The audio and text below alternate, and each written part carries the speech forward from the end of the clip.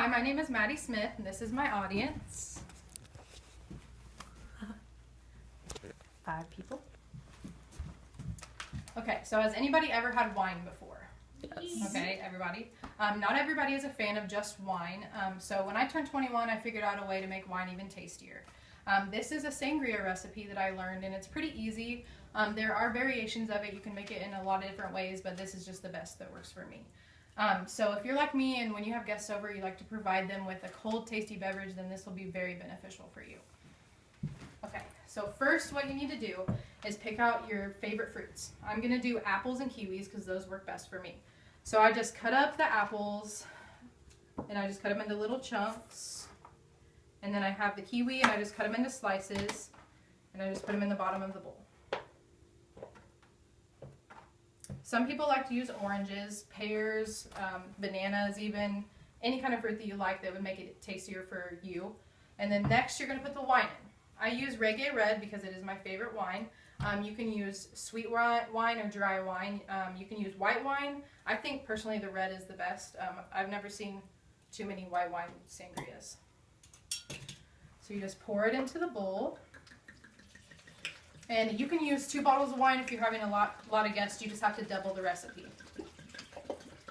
So this will be about 4 to 6 servings depending on how much your guests drink. Okay, so next you're going to want to put some lemon juice. You don't have to do lemon juice. You can also get fresh lemons or fresh limes and you can cut them up into slices and put them in there. This is just easier if you don't have very much time. So I'm just going to put a little bit in here. You can judge it to your liking. And then you're going to want to add club soda. It's normally a cup. If you're going to do 2 bottles of wine, you want to add 2 cups of club soda. This just creates more fizz. And then you're going to want to add some type of Sprite. Now this is the cheap kind, but you can add 7-Up, Sprite, whatever you'd like a lemon lime soda is good. So I'm going to add about a cup of this. I just judge it on my own now, but you can always measure it out. So then after you put all of those ingredients in, what you do normally is put it in the fridge for, you can do as long as you want. If you want to put it in the fridge for 6 hours, then it's obviously going to soak into all the fruit even longer, but I usually just do 1 hour and everything turns out fine. So then you can put ice in it, but you don't want to put regular ice in it. I put the little plastic ice cubes that you can refreeze over and over because they don't water down the taste. So if you're like me and you don't like things that don't last very long, then you need to use those ice cubes.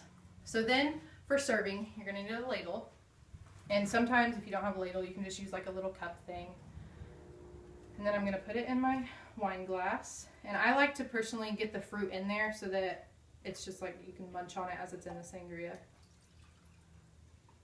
Now this wasn't chilled in the fridge, but it'll still be good.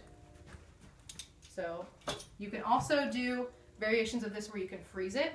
So it's kind of like a frozen margarita, but it's a frozen sangria. Normally people like to do the red wine frozen sangria, but I've seen white occasionally.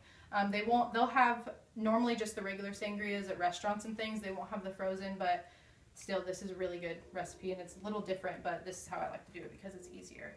So if you're like me and you have a bunch of guests over and this recipe is something that you want to try, it's really easy. You just have to have these ingredients right here. Pick out any fruits that you'd like. I would suggest these 2 ingredients, but you can do pears, like I said, oranges, whatever. But that's all. And then you have your sangria.